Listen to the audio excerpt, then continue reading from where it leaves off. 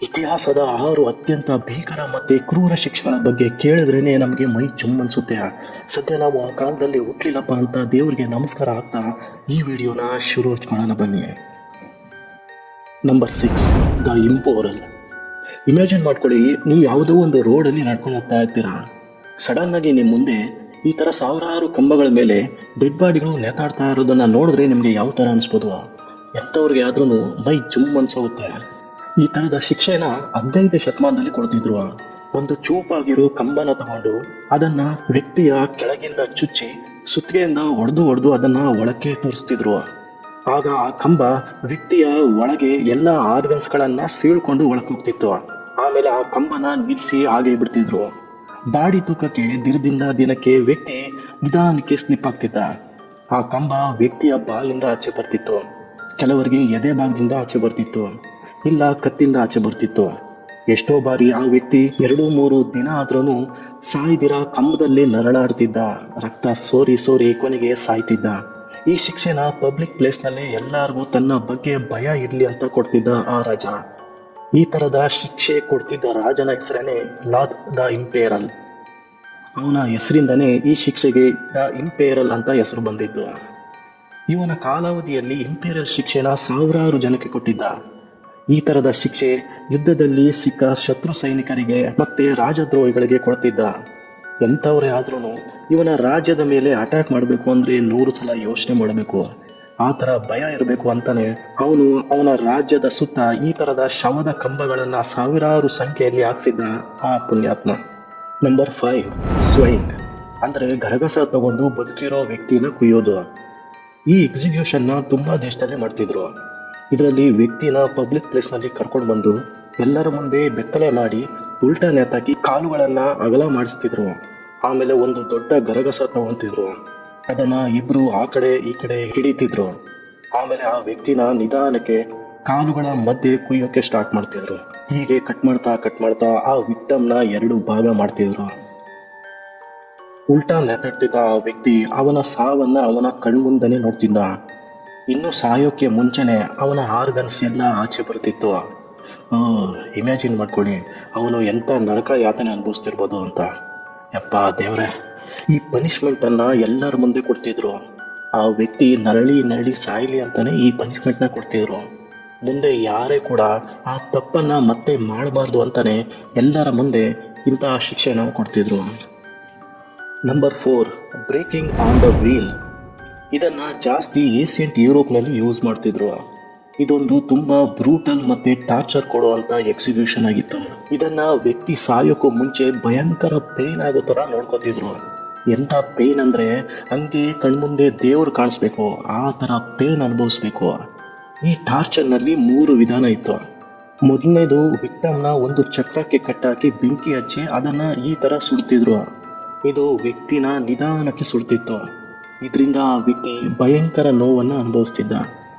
ಇನ್ನೊಂದು ಟೈಪ್, ವ್ಯಕ್ತಿನ ಈ ತರ ಚಕ್ರಕ್ಕೆ ಕಟ್ಟಾಕಿ ಸುತ್ತಿಗೆ ತಗೊಂಡು ಅವನ ಕಿರಿ ಬೆರಳನ್ನ ಮುರಿತಿದ್ರು. ಆಮೇಲೆ ಹಾಗೆ ಬೇರೆ ಬೆರಳುಗಳನ್ನ ಮತ್ತೆ ಕೈಗಳನ್ನ ಮುರಿತಿದ್ರು. ಆಮೇಲೆ ದೊಡ್ಡ ಮೂಳೆಗಳನ್ನ ಮುರಿತಿದ್ರು, ಅಂದ್ರೆ ಭುಜ, ಕಾಲು ಮತ್ತೆ ಮಂಡಿ. ಒಂದೇ ಒಂದು ಚಿಕ್ಕ ಮೂಳೆ ಹೊಡೆದ್ರೇನೆ ನಮ್ಗೆ ಜೀವ ಬಾಯಿಗೆ ಬಂದಂಗೆ ಆಗುತ್ತೆ. ಅಂಥದ್ದು ಒಂದೊಂದೇ ಮೂಳೆಗಳನ್ನ ಹೀಗೆ ಮುರಿತಿದ್ರೆ ಆ ವ್ಯಕ್ತಿ ಎಂತ ಪೇನ್ ಅನುಭವಿಸ್ಬೋದು ಅಂತ ಇಮ್ಯಾಜಿನ್ ಮಾಡ್ಕೊಳ್ಳಿ. ಈ ತರ ಮೂಳೆಗಳನ್ನ ಮುರಿದ ಮೇಲೆ ಚಕ್ರದ ಜೊತೆ ಆ ವ್ಯಕ್ತಿಯನ್ನ ಪಬ್ಲಿಕ್ ಪ್ಲೇಸ್ ನಲ್ಲಿ ತಗೊಂಡು ಎತ್ತರದ ಜಾಗದಲ್ಲಿ ತಗಲಾಕ್ತಿದ್ರು. ಇದೆಲ್ಲ ಪ್ರಾಸೆಸ್ ಜನರ ಎದುರುಗೇನೆ ಮಾಡ್ತಿದ್ರು. ಯಾಕಂದ್ರೆ ಬೇರೆ ಯಾರು ಕೂಡ ಆ ತರದ ತಪ್ಪನ್ನ ರಿಪೀಟ್ ಮಾಡಬಾರ್ದು ಅಂತ. ಆಮೇಲೆ ಈ ತರ ಚಕ್ರನ 2-3 ದಿನ ಆದ್ರೂ ಹಾಗೆ ನೇತಾಡೋಕೆ ಇಡ್ತಿದ್ರು. ಪಕ್ಷಿಗಳು, ರಣಹದ್ದುಗಳು ಅವರನ್ನ ಕಿತ್ತು ತಿಂದು ಹಾಕ್ತಿದ್ವು. ಆ ಟೈಮಲ್ಲಿ ವ್ಯಕ್ತಿ ಇನ್ನೂ ಬದುಕೇ ಇರ್ತಿದ್ದ. 3ನೇ ವಿಧಾನ ಅಂದ್ರೆ ವ್ಯಕ್ತಿನ ಒಂದು ದೊಡ್ಡ ಚಕ್ರಕ್ಕೆ ಈ ತರ ಕಟ್ಟಾಕಿ ಮೇಲಿಂದ ಕೆಳಕ್ಕೆ ರೋಲ್ ಮಾಡಿ ತಳ್ತಿದ್ರು. ಇದರಿಂದ ಆ ವ್ಯಕ್ತಿ ಚಕ್ರದಲ್ಲೇನೆ ಪಚಡಿ ಆಗೋಗ್ತಿದ್ದ. ಒಂದೊಂದ್ಸಲ ವ್ಯಕ್ತಿನ ಚಕ್ರಕ್ಕೆ ಕಟ್ಟಿ ಗಡ್ಡದಿಂದ ಹಾಗೆ ಕೆಳಕ್ಕೆ ಬಿಸಾಕ್ತಿದ್ರು. ನಂಬರ್ 3, ಬ್ರಾಝನ್ ಬನ್. ನೀವೇನಾದ್ರೂ ಏನ್ಷಿಯಂಟ್ ಕಾಲದಲ್ಲಿ ಬದುಕಿದ್ರೆ ಅಂದ್ರೆ ಅರೌಂಡ್ 550 BC ನಲ್ಲಿ ಆಗ್ಲೇ ಈ ಬ್ರಾಝನ್ ಬುಲ್ ನ ಇನ್ವೆಂಟ್ ಮಾಡಿದ್ರು. ಇದ್ರಲ್ಲಿ ಏನಪ್ಪಾ ಅಂದ್ರೆ ಒಂದು ದೊಡ್ಡ ಮೆಟಲ್ ಬುಲ್ ಇರುತ್ತೆ. ಇದು ಒಂದು ಕಡೆಯಿಂದ ಓಪನ್ ಆಗುತ್ತೆ. ಈ ಓಪನಿಂಗ್ ಇಂದ ವ್ಯಕ್ತಿಯನ್ನ ಒಳಕ್ಕೆ ಹಾಕ್ತಿದ್ರು. ಆಮೇಲೆ ಬುಲ್ ಕೆಳಗಡೆಯಿಂದ ಬೆಂಕಿ ಹಾಕ್ತಿದ್ರು. ಇವಾಗ ಒಳಗಡೆ ಇರುವಂತ ವ್ಯಕ್ತಿಯ ಕತೆ ಏನಾಗಿರ್ಬೇಕು ಅಂತ ನೀವೇ ಇಮೇಜಿನ್ ಮಾಡ್ಕೊಳ್ಳಿ. ಒಂದು ಕಡೆ ಬೆಂಕಿಯಿಂದ ರೋಸ್ಟ್ ಆಗ್ತಿದ್ರೆ ಇನ್ನೊಂದು ಕಡೆ ಹೊಗೆಯಿಂದ ಉಸಿರಾಡಕ್ಕೂ ಆಗ್ದಿರ ನರಳಾಡ್ತಾ ಇರ್ತಾನೆ ವ್ಯಕ್ತಿ. ಇದರಲ್ಲಿ ಇನ್ನೊಂದು ಇಂಟ್ರೆಸ್ಟಿಂಗ್ ವಿಷಯ ಅಂದ್ರೆ ಬುಲ್ನ ಬಾಯಿಯ ಸೈಡ್ನಲ್ಲಿ ಒಂದು ಹಾರ್ನ್ ಹಾಕಿರ್ತಾರೆ. ಇದನ್ನ ಸ್ಪೆಷಲ್ ಆಗಿ ಸೌಂಡ್ನ ಚೇಂಜ್ ಆಗೋ ಥರ ಡಿಸೈನ್ ಮಾಡಿದ್ರು. ಒಳಗಡೆ ನರಳಾಡ್ತಾ ಇರುವಂತ ವ್ಯಕ್ತಿಯ ಕಿರಿಚಾಟ ಈ ಹಾರ್ನಿಂದ ಆಚೆ ಇರೋ ವ್ಯಕ್ತಿಗಳಿಗೆ ಬುಲ್ನ ಸೌಂಡ್ ತರ ಕೇಳಿಸ್ತಿತ್ತು. ಮತ್ತೆ ಬುಲ್ನ ಮೂಗು ಓಪನ್ ಇರ್ತಿತ್ತು. ಇದರಿಂದ ಒಳಗಿನ ಹೊಗೆ ಆಚೆ ಬರ್ತಿತ್ತು. ಆಚೆಯಿಂದ ನೋಡಿದ್ರೆ ನಿಜವಾಗ್ಲೂ ಬುಲ್ ಎದುರುಗಡೆ ನಿಂತು ಮೂಗಿನಿಂದ ಹೊಗೆ ಬಿಡ್ತಾ ಕೂಗ್ತಿದೆ ಅನ್ನೋ ತರ ಕಾಣಿಸ್ತಿತ್ತು. ಈ ಬುಲ್ನ ಇನ್ವೆಂಟ್ ಮಾಡಿದ ವ್ಯಕ್ತಿ ಹೆಸರು ಪ್ಯಾರಿಲೋಸ್. ಆಗಿನ ರಾಜ ಪ್ಯಾಲರೋಸ್ ಈ ತರದ ಒಂದು ಭಯಂಕರ ಟಾರ್ಚರ್ ಡಿವೈಸ್ ನ ಕಂಡುಹಿಡಿ ಅಂತ ಪ್ಯಾರಿಲೋಸ್ಗೆ ಆರ್ಡರ್ ಕೊಡ್ತಾನೆ. ಈ ಬ್ರಾಸನ್ ಬುಲ್ನ ನೋಡಿದ್ರೇನೆ ಜನ ತಪ್ಪು ಮಾಡಬೇಕು ಅಂದ್ರೆ 1000 ಸಲ ಯೋಚನೆ ಮಾಡ್ತಿದ್ರು ಅಂತ ಹವಾ ಇಟ್ಟಿತ್ತು ಈ ಬ್ರಾಸನ್ ಬುಲ್ ಟಾರ್ಚರ್ ಮಷೀನ್. ಪ್ಯಾರಿಲೋಸ್ ಈ ಬ್ರಾಸನ್ ಬುಲ್ನ ಕ್ರಿಯೇಟಿವ್ ಆಗಿ ಪ್ಲಾನ್ ಮಾಡಿ ತಯಾರು ಮಾಡಿ ರಾಜನಿಗೆ ಕೊಡ್ತಾನೆ. ಆದ್ರೆ ಆ ರಾಜ ಆ ಬುಲ್ ಯಾವ ತರ ಕೂಗುತ್ತೆ ಅಂತ ಟೆಸ್ಟ್ ಮಾಡಬೇಕು ಅಂತ ಮೊದಲು ನೀನೇ ಒಳಗೆ ಕುತ್ಕೊಂಡು ಕೂಗಿ ತೋರಿಸು ಅಂತ ಹೇಳ್ತಾನೆ. ಆಗ ಪ್ಯಾರಿಲೋಸ್ ಅದರ ಒಳಗೆ ಹೋಗಿ ಕುತ್ಕೊಂತಾನೆ. ಅವನು ಕುತ್ಕೊಂಡಿದ ತಕ್ಷಣ ರಾಜ ಆ ಬುಲ್ನ ಡೋರ್ನ ಲಾಕ್ ಮಾಡಿ ಕೆಳಗೆ ಬೆಂಕಿ ಹಾಕಿ ಬಿಡ್ತಾನೆ. ಅಂದ್ರೆ ಮಾಡಿದ್ದನ್ನು ಮಾರಾಯ ಅನ್ನೋ ತರ ಯಾರು ಇಂಥ ಟಾರ್ಚರ್ ಮಷೀನ್ ಕಂಡಿಡ್ನೋ ಅವನೇ ಇದರಲ್ಲಿ ಫಸ್ಟ್ ರೋಸ್ಟ್ ಆಗೋದ.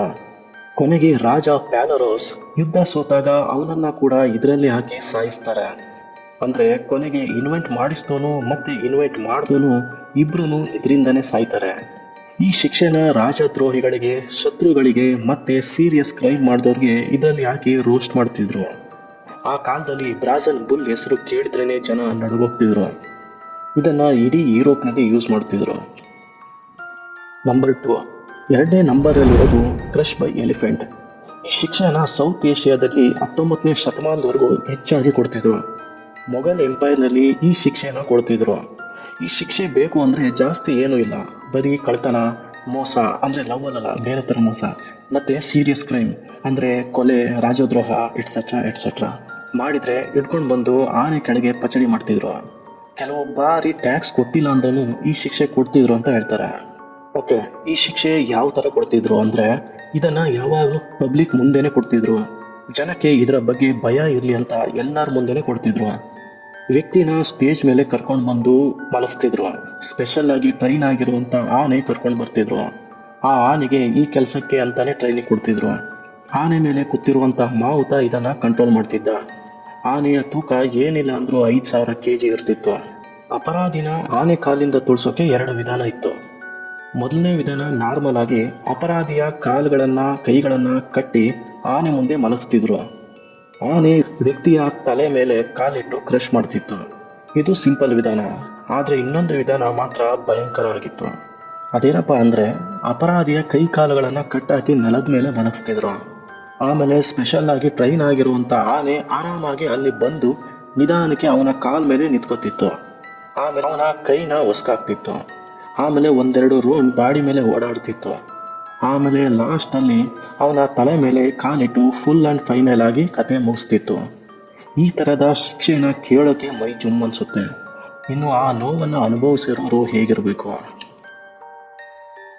ನಂಬರ್ 1. ಇನ್ನ ನೆಕ್ಸ್ಟ್ ನಂಬರ್ 1 ಅಲ್ಲಿರೋದು ಬ್ಲಡ್ ಈಗಲ್. ಈ ಶಿಕ್ಷೆನಲ್ಲಿ ವ್ಯಕ್ತಿ ತನ್ನ ಸಾವನ್ನ ತಾನೇ ನಿಧಾನವಾಗಿ ಆರಾಮಾಗಿ ಕಣ್ಣಾರೆ ನೋಡ್ತಾನೆ. ಈ ಶಿಕ್ಷೆನ ಹೆಚ್ಚಾಗಿ ನಾರ್ವೆ ಮತ್ತೆ ಸುತ್ತಮುತ್ತ ಇರೋ ಐಲ್ಯಾಂಡ್ಗಳಲ್ಲಿ ಹೆಚ್ಚಾಗಿ ಕೊಡ್ತಿದ್ರು. ಈ ಶಿಕ್ಷೆ ಯಾವ ತರ ಇರ್ತಿತ್ತು ಅಂದ್ರೆ ವ್ಯಕ್ತಿನ ಪಬ್ಲಿಕ್ ಮಧ್ಯೆ ಕರ್ಕೊಂಡು ಬಂದು ಕೂರಿಸ್ತಿದ್ರು. ಆಮೇಲೆ ಅವನ ಕೈಗಳನ್ನ ಸೈಡಲ್ಲಿಟ್ಟಿರೋ ಮರಕ್ಕೆ ಕಟ್ತಿದ್ರು.